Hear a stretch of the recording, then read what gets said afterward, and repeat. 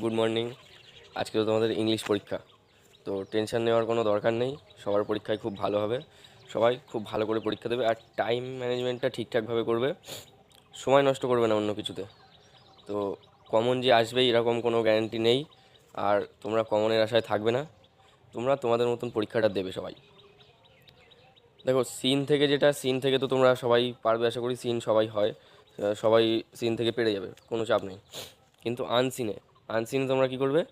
আনসিনে unseen যে প্যাসেজটা থাকে সেটা কিন্তু আগে পড়বে না। সব টিচার হয়তো বলে যে আনসিনটাকে ভালোভাবে পড়ে নেবে, কিন্তু তোমরা ওইটা আগে পড়বে না।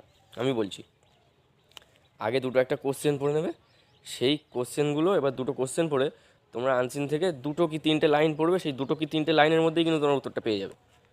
সেই যে দুটো প্রশ্ন পড়েছো সেই দুটো প্রশ্নের উত্তর আনসিনের ভিতরে 2 কি 3 লাইনের ভিতরে পেয়ে যাবে। তো সেই উত্তর দুটো সাথে সাথে পাওয়ার সাথে সাথে লিখে দেবে। তারপরে আবার পরের দুটো কোশ্চেন পড়বে, পড়ে আনসিনে তার পরের লাইন থেকে পড়বে। সেই প্রথম দুটো লাইন আর দেখার দরকার নেই, তার পরের লাইন থেকে এবার পড়বে। এরকমভাবে করলে দেখবে তাড়াতাড়ি হয়ে যাবে, আনসিনটা খুব তাড়াতাড়ি নেমে যাবে তোমাদের। আর যদি মানে বুঝতে অসুবিধা হয় তো যারা গার্ড দেবে হলে তাদেরকে জিজ্ঞেস করবে, তারা বলে দেয় কিছু কিছু, আবার নাও বলে দিতে পারে। তারপরে গ্রামারে আশা করছি অসুবিধা হওয়ার কথা না। গ্রামার খুব একটা কঠিন থাকে না, সহজই থাকে। তো গ্রামারটা ভালোভাবে বুঝে তারপর করবে, কোনো চাপ নেওয়ার কোনো দরকার নেই, কোনো সময় টেনশন করবে না, ঠিক আছে? তারপরে রাইটিংয়ে এইবারে কমনের বিষয়টা চলে আসে। দেখো, রাইটিং যদি কমন নাও আসে তাও কিন্তু তোমরা ঘাবড়াবে না যে কমন আসেনি, লিখতে পারবো না, আমি লিখতে পারি না রাইটিং, সেসব ভেবে লাভ নেই। তুমি যা পারবে 3টে রাইটিং তুমি ছেড়ে আসবে না, এই হচ্ছে কথা। খাতা ফাঁকা জমা দেবে না, 3টে রাইটিংয়ে কিছু না কিছু তোমায় লিখতে হবে, কিছু না কিছু লিখবে অন্তত। তুমি যদি নাও পারো অন্তত 5 লাইন, 5 লাইন যা হোক করে লিখবে।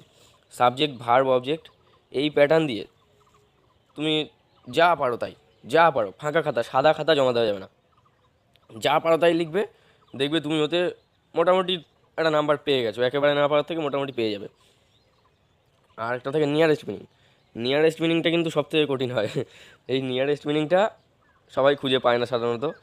নিয়ারেস্ট মিনিংটা তোমরা কী করবে, যে দেখবে যদি নিয়ারেস্ট মিনিংয়ে তোমার কোশ্চেনে যদি ইডি দেওয়ার শব্দ থাকে, ইডি দেওয়া শব্দ, তাহলে তুমি আনসিন প্যাসেজ থেকেও সেই যে কোনো, যদি না পারো সেক্ষেত্রে বলছি, যদি পারো সেই বিষয়টা আলাদা, না পারলে ওই আনসিন থেকেও ইডি দেওয়া শব্দ খুঁজে যে কোনো একটা ওখানে বসিয়ে দেবে তোমার যেরকম মনে হয়। আর যদি আইএনজি দেওয়া শব্দ থাকে তাহলে তুমিও আনসিন থেকে আইএনজি শব্দগুলোই খুঁজবে, অন্য শব্দ কিন্তু হবে না, ঠিক আছে? তো সবাই ভালোভাবে পরীক্ষা দিও, আশা করছি সবার পরীক্ষায় ভালো হবে। আর যারা এখনও চ্যানেলটা সাবস্ক্রাইব করোনি তারা কী করছো, তাড়াতাড়ি সাবস্ক্রাইব করে দাও। এরকম নতুন নতুন ভিডিও কিন্তু প্রতিদিন আসছে আমাদের চ্যানেলে।